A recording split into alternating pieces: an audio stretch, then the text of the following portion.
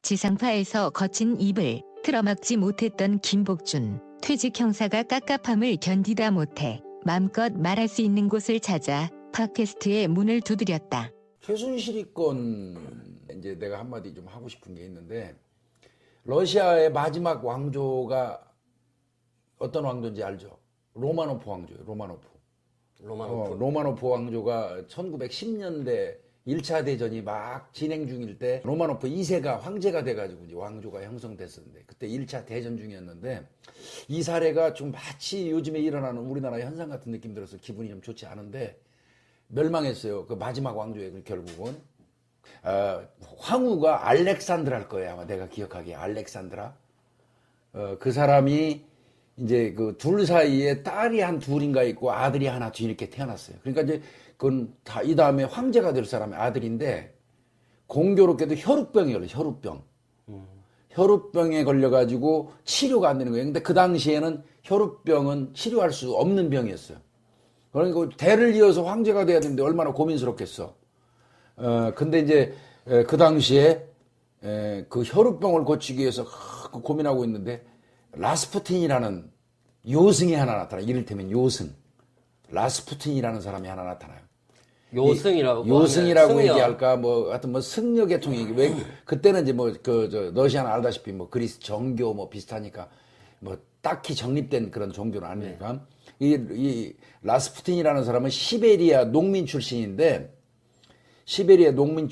마을에서 말을 도둑질하다가, 말을 훔치다가 마을 사람들한테 걸려갖고, 마을에서 추방당해요. 마을에서 추방을 당해갖고 라스푸틴이 이제 수도원 같은 데를 전전하는 거야. 그러니까 요즘 말하는 이른바 이제 똘중 행세하는 거야. 사이비 종교인. 그렇게 하면서 이게 머리는 좋았던 모양이야. 신흥 종파를 하나 만들어요. 신흥 종파. 신흥 종교 비슷한 걸 하나 만들어요. 근데 그 신흥 종교가 주로 하는 수법은 뭐냐면 최면수를 이용한 어떤 뭐 이런 종교 형태예요. 이 라스푸틴이 나타나가지고, 딱 나타나서 그 알렉세이라는 그 황자지, 알렉세이예요. 네. 황제 혈우병을 딱 고쳐버렸어요. 최면술로. 그러니까 이게 로마노프 황제나 알렉산드라 황후는 거의 이제 그 신적인 존재가 돼버린 거야. 누구도 못 고친다는 그 당시에 혈우병, 황자의 혈우병을 고쳐줬으니까. 그래가지고 이제 특히 황후 알렉산드라 같은 경우는 그냥 그 사람은 그냥 거의 선지자 형태로 떠받드는 거예요. 우상처럼. 그것까지는 좋았어요. 그래서 그 사람의 영향력 하에서 막 여러 가지 좋지 않은 일들이 이제 국정농단하는 사건들이 간간히 나타나는 거지. 그 즈음에 지금 전선에 최전선에 나가 있던 그 사령관, 러시아 사령관 1차 대전 중이니까 사령관이 그 소식을 접했어. 본국에서 일어나는 일이 어떤 그 요승 같은 사람에 의해서, 사이비 종교인에 의해서 좀 너무 전횡이 심하다. 그 소식을 접하고 간언하는 편지를 황제한테 보내. 그 사람, 그 라스푸틴이라는 사람 치십시오. 그랬는데 거꾸로 당해버려요. 절대적인 그 황후의 그 권력 때문에 거꾸로 당해갖고 총사령관직에서 아웃돼 버리는 거예요. 그러니까 총사령관이 비잖아, 이제.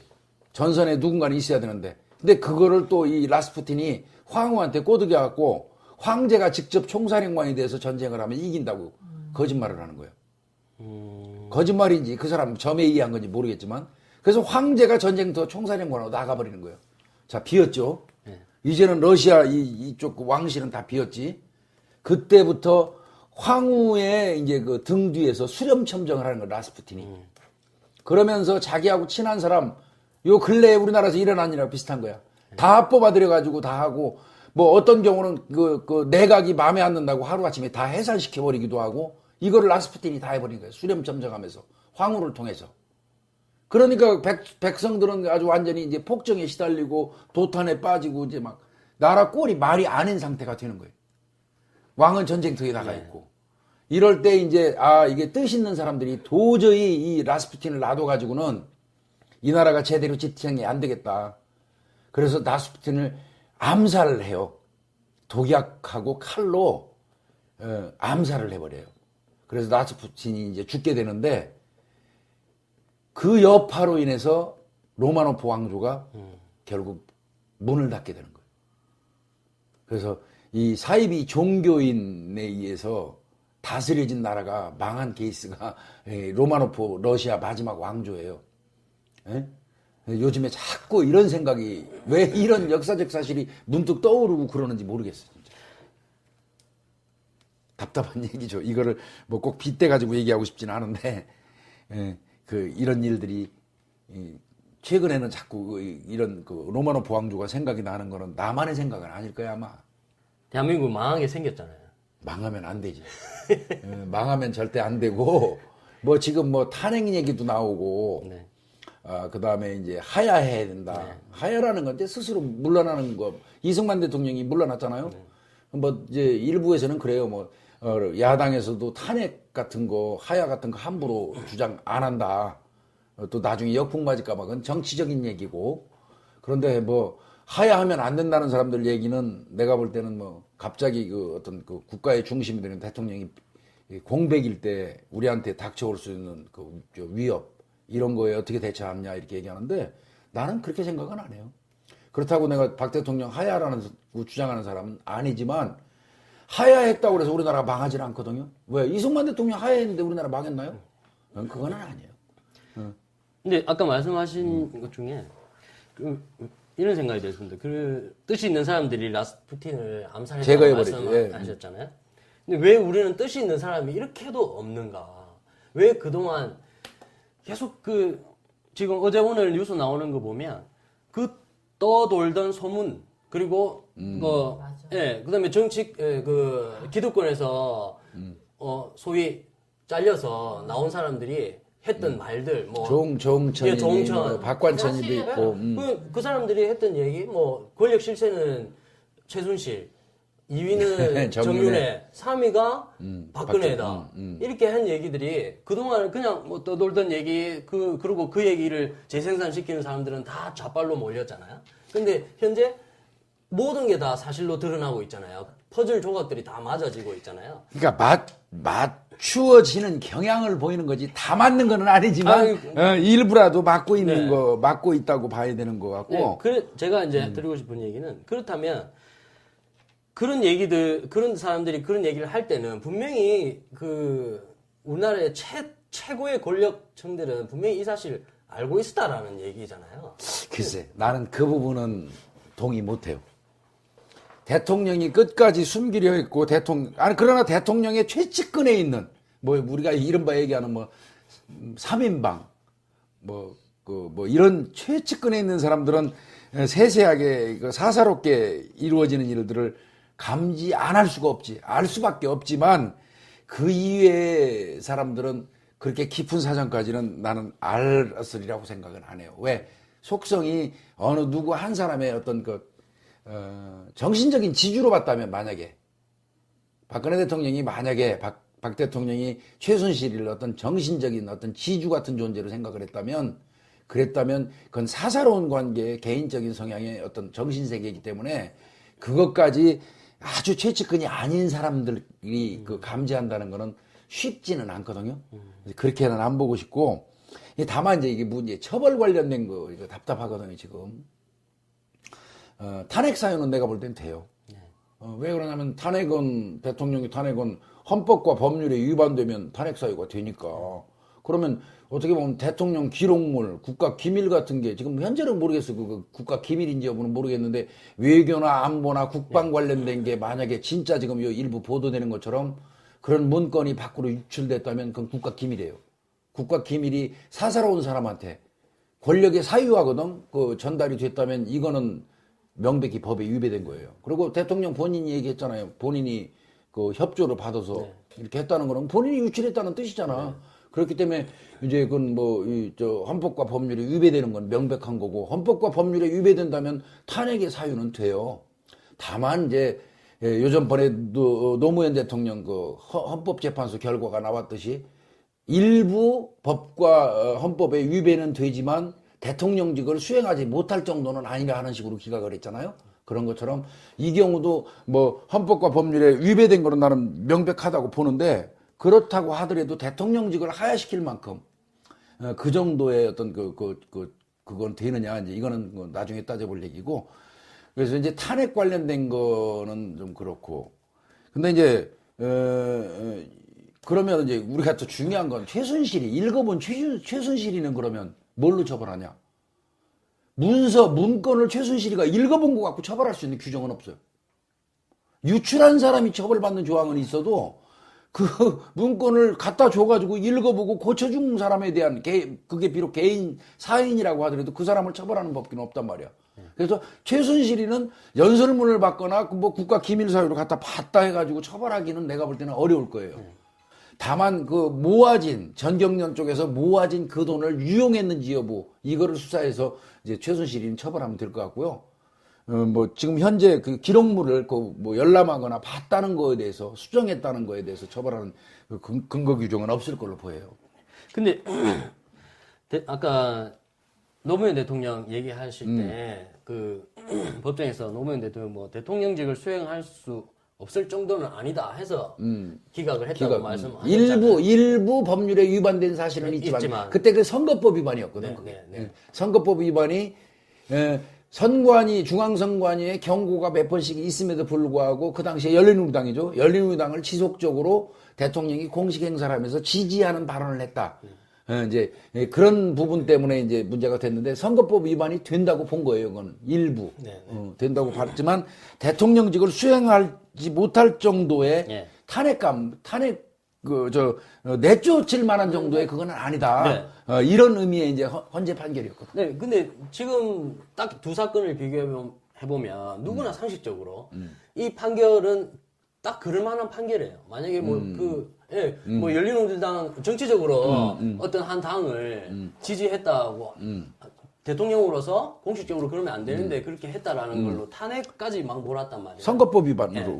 근데 지금 이 상황은 이거는 그런 상황하고는 비교할 수 없을 정도의. 그러니까 현재 드러난 거는 아직까지 언론 보도에 오늘 현재까지 보도되는 것들은 지금 각종 정황, 징후가 쫙 지금 막 보도가 열심히 되고 있는데 이거를 그 박근혜 대통령이 공식적으로 잘못한 걸로 인정을 하려면 공식적으로 확인이 돼야 돼요.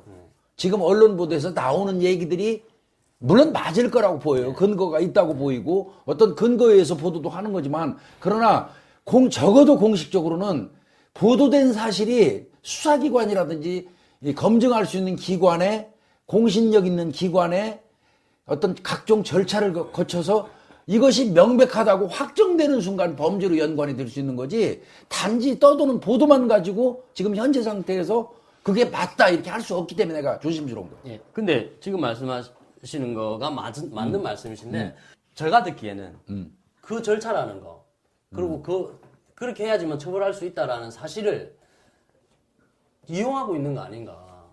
예. 그렇게 충분히 생각할 수 있죠. 근데 대한민국 검찰 믿어요? 안 믿죠. 거기에 답이 있는 거지. 사실 검찰권이 그 어떤 차등 있게 행사가 되고 있다고 볼 수 있잖아요.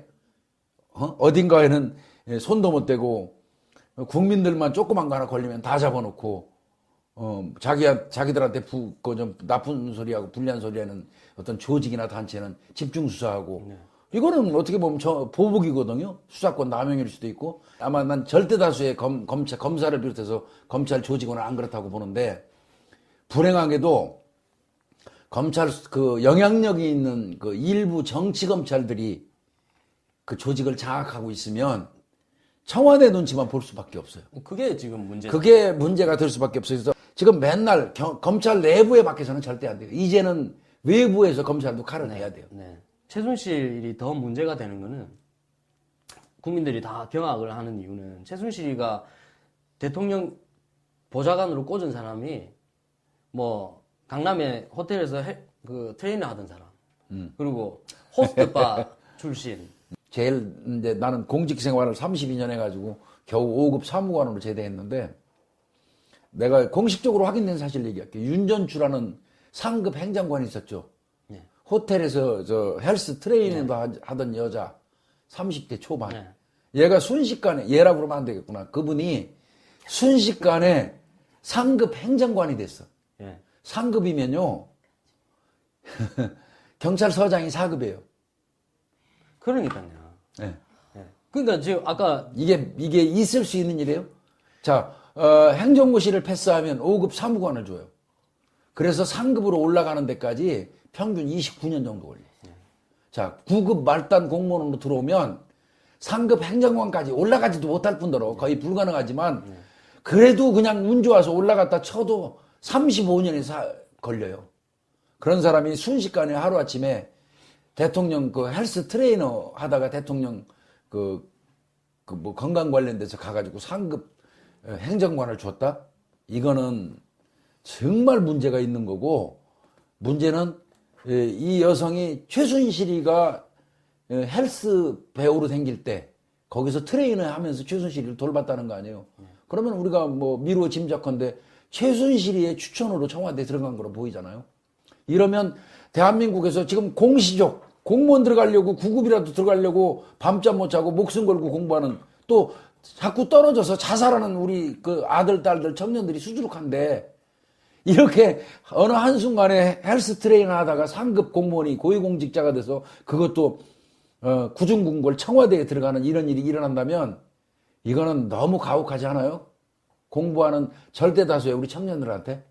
이후 야을망당하고 최순실이라는 사람은 대한민국 국민 전체한테 모독감을 안기고 대한민국을 어떻게 보면 혼란의 도가니로 빠뜨린 절대적인 어떻게 매국노라고 얘기까지는 내가 못하겠지만, 그 사람은 지탄 받는 거 정도 가지고도 안 될 사람. 저는 반드시 이 사람 지금 도망갔는데 검거해가지고 법으로 의법 조치하고 반드시 교도소 빵에 보내서 이 세상 국정농단한 거에 대한 어떤 응징을 해야 된다고 생각해요. 근데 이 사람이 빵에 가면 박근혜 대통령이 처벌을 안 받는 이상 빵에 계속 있겠습니까? 아니지. 그거는 이제 더 이상은, 내가 생각할 때 더 이상은 그 박정희 대통령도 최순실 관련된 건에 대해서 영향력을 행사할 수가 없을 거예요. 박근혜 대통령이? 예, 절대 못하지. 만약에 그런다면 그건 대통령이 아니지. 예. 그건 말 안 되는 소리고. 말 안 되는 얘기들을 너무 많이 저질렀으니까. 아니, 그냥 그동안 말 안 됐지만, 그거는 이후에 최순실이 사건 관련돼서, 그리고, 이제, 나도 이제 수사기관에서 근무해본 사람이지만, 박근혜 대통령의 영향력이 먹힐 수가 없어요, 이제는. 그러니까 그런 우려는 안 해도 돼요. 공직자의 속성이라는 게, 떠나간 권력에 대해서 절대 뒤돌아보지 않아요. 이미 내가 판단할 때는 지금 박근혜 대통령은 거의 대통령으로서의 정상적인 그 직무를 수행할 수 있는 분위기, 여건이 이제 어려워요, 현재에서. 근데 영향력 절대 특검해가지고 수사하고 최순실이 관련되고 하는 거에 대해서 영향력 행사를 할 수도 없고 해도 듣지도 않아요. 내가 박근혜 대통령이 진짜 아쉬운 부분은, 난 방송에서 그 얘기 늘 했어요. 아니, 대통령이 왜 자기 동생들, 조카들을 청와대에 못 오게 해요? 국민들이 대통령한테 가족하고 완전히 단절하고 살으라고 요구한 적 있어요, 우리가? 전혀 아니거든. 와야지, 대통령 사람 아닌가? 아니, 그리고 가족이 없는 우리가 누가 있어, 우리 누구나. 아니, 당연히 그 청와대 뜰에 조카들 와서 진돗개하고 뛰어놀게 만들어주고, 대통령이 조카고 대통령이 동생인데 그거 누가 막으라고 하지 말라고 얘기한 사람이 있어요? 그렇게 본인이 친인척 관리를 잘하기 위해서 심지어는 자기 혈육인 동생 조카까지도 못 오게 한다는 거를, 사실은 그게 굉장히 어떻게 보면 치적처럼 대단한 일처럼 퍼졌었잖아요. 근데 그걸 원한 사람 아무도 없었어요. 그런데 그런 사람이 최순실이하고 이런 관계를 유지했다는 게 국민들이 멘붕에 빠지게 만든 요인인 거예요. 근데 나는 이런 생각은 들어요. 이게 적정한 비유인지 아닌지는 모르겠는데, 우리가 왜 일정한 어떤 정신적 지주로, 그게 종교건 어떤 철학적 개념이건 어떤 사람을 정신적인 지주로 딱 삼아버리면 정신적인 지주로 활동하는 사람이 다른 사람이 옆에 못 붙게 통제하는 성향이 있어요. 이를테면 이래요. 내가 이제 예를 드는 거예요. 내가 큰 사업을 하는 사장인데 내가 자주 가는 점집이 있어요. 그래서 거기 가서 사업을 하면서 항상 조언을 구했더니 자, 요번에 이런 프로젝트로 내가 이런 사업을 벌리려고 그러는데 선생님 어떻게 생각하십니까? 그러면 그러겠죠. 뭐 쌀 몇 개 툭 집어던지고 뭐 중얼중얼 하다가 아, 이거 시기가 적정하지가 않으니까 한 2달 뒤로 미루세요. 뭐라든지 하면 2달 뒤로 미뤄갖고 사업하고 이런 사람들이 우리가 생각하는 것보다 의외로 우리 주변에 많잖아. 그죠? 근데 그 사람들의 특징이 뭐냐면 엄청난 고객이야. 그 회장은. 돈 잘 주고 나한테 찾아오는 엄청난 고객인데 나 이외에 다른 사람을 만나기 시작하면 내가 안 되지. 그래서 항상 주변 사람들하고 거리를 두도록 유도를 하는 성향이 분명히 있어요. 맞습니다. 예, 그게 그런 성향이 있는데 혹시라도 만에 하나라도 최순실이가 박 대통령한테 가족 간에도 어떤 이격거리를 둬라. 그 다음에 지나치게 근접하게 가까운 사람은 절대 만나지 말라. 이런 어떤 통제라고 하기는 좀 그렇고 그런 조언, 그런 식의 어떤 조종 이런 걸 했다면 이건 정말 너무나 불행한 거죠, 우리 국민이. 예, 그런 거 이런 거 여태까지 박근혜 대통령에 대해서 떠돌던 이야기들을 이렇게 종합해 보면 과연 이 박근혜 대통령이라는 사람이 본인이 어떤 대통령으로서 국정을 수행할 수 있는 그런 능력과 어떤 자기 확신과 뭐 이런 내공을 갖추진 사람인지 아니면 정신적으로 누군가에게 족쇄가 채워져 있던 꼭두각시에 불과한 건지 이 부분이 진짜 큰 의심이 드는 상황이 지금 됐단 말이에요. 법에 의해서 잘못된 게 있다고 그러면 대통령도 법은 만인 앞에 평등한 거니까 재임 기간에 대통령이 형사적인 소출을 받지 아니한다고 되어 있지만 퇴직 후에도 책임을 물어야 되겠다는 국민의 뜻이 있다면 재임 기간 이후에라도 사인으로 돌아가서 법적인 어떤 제재를 받을 수는 있는 거고요. 국민들이 도저히 납득할 수 없다. 용서가 안 된다고 그러면 대통령직을 수행하고 끝나고 나간 이후에 법적 제재를 가할 수도 있는 거 아니에요? 그러니까 그건 지켜보자고요. 답답한 얘기죠. 이거를 뭐 꼭 빗대 가지고 얘기하고 싶지는 않은데 이런 일들이 최근에는 자꾸 이런 로마노프 왕조가 생각이 나는 거는 나만의 생각은 아닐 거야 아마. 대한민국 망하게 생겼잖아요. 망하면 안 되지. 망하면 절대 안 되고 뭐 지금 뭐 탄핵 얘기도 나오고 네. 그 다음에 이제 하야해야 된다. 네. 하야라는 건데 스스로 물러나는 거. 이승만 대통령이 물러났잖아요. 뭐 이제 일부에서는 그래요. 뭐 야당에서도 탄핵 같은 거, 하야 같은 거 함부로 주장 안 한다. 또 나중에 역풍 맞을까봐 그건 정치적인 얘기고. 그런데 뭐 하야하면 안 된다는 사람들 얘기는 내가 볼 때는 뭐 갑자기 어떤 국가의 중심이 되는 대통령이 공백일 때 우리한테 닥쳐올 수 있는 위협 이런 거에 어떻게 대처하느냐 이렇게 얘기하는데 나는 그렇게 생각은 안 해요. 그렇다고 내가 박 대통령 하야라는 주장하는 사람은 아니지만 하야했다고 해서 우리나라가 망하지는 않거든요. 왜? 이승만 대통령 하야했는데 우리나라 망했나요? 그건 아니에요.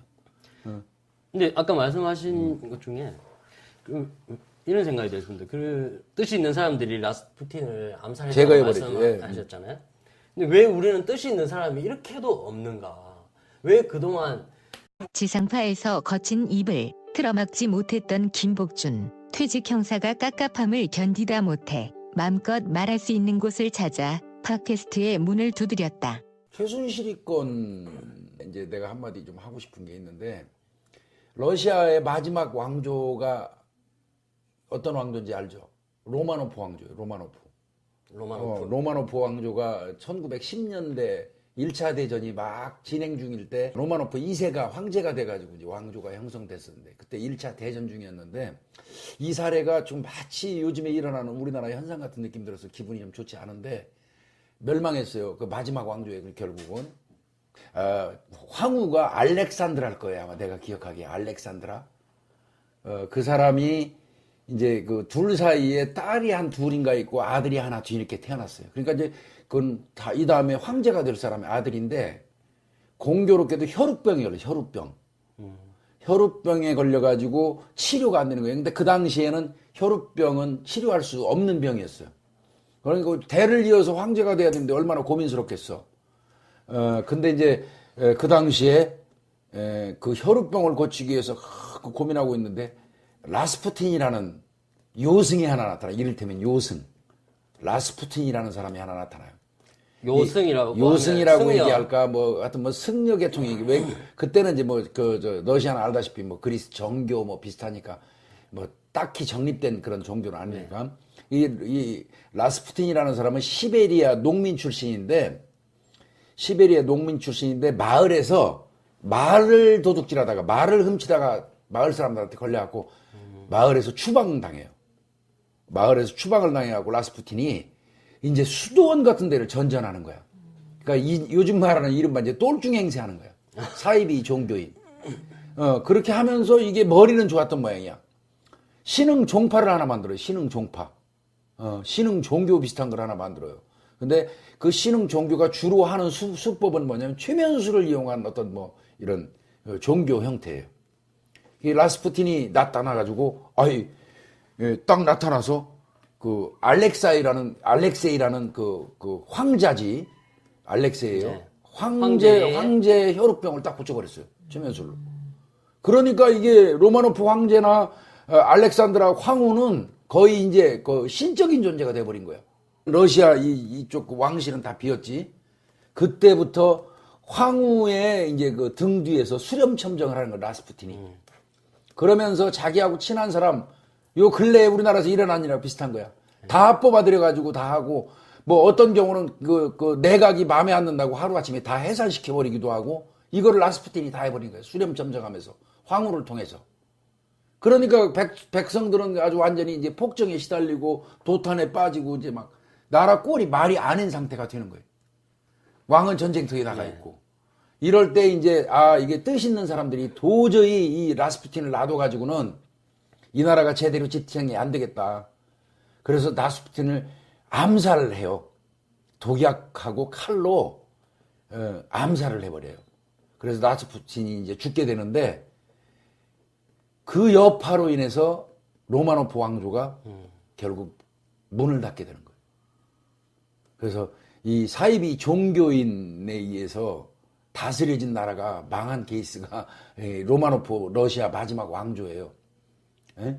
요즘에 자꾸 이런 생각이 왜 이런 역사적 사실이 문득 떠오르고 그러는지 모르겠어요. 진짜.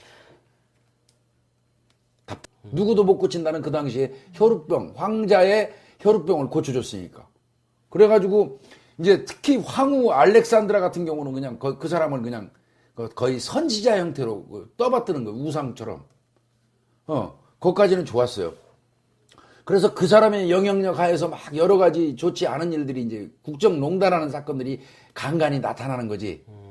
그 즈음에 지금 최전선에 나가 있던 그 사령관, 러시아 사령관 1차 대전 중이니까 사령관이 그 소식을 접했어.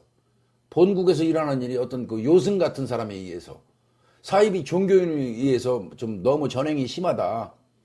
그 소식을 접하고 간언하는 편지를 황제한테 보내. 그 사람, 그 라스푸틴이라는 사람 치십시오. 그랬는데 거꾸로 당해버려요.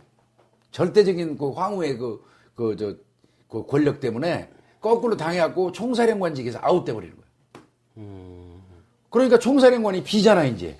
전선에 누군가는 있어야 되는데. 근데 그거를 또 이 라스푸틴이 황후한테 꼬드겨갖고 황제가 직접 총사령관이 돼서 전쟁을 하면 이긴다고 거짓말을 하는 거예요. 거짓말인지 그 사람 점에 의한 건지 모르겠지만 그래서 황제가 전쟁터 총사령관으로 나가버리는 거예요. 자, 비었죠. 이제는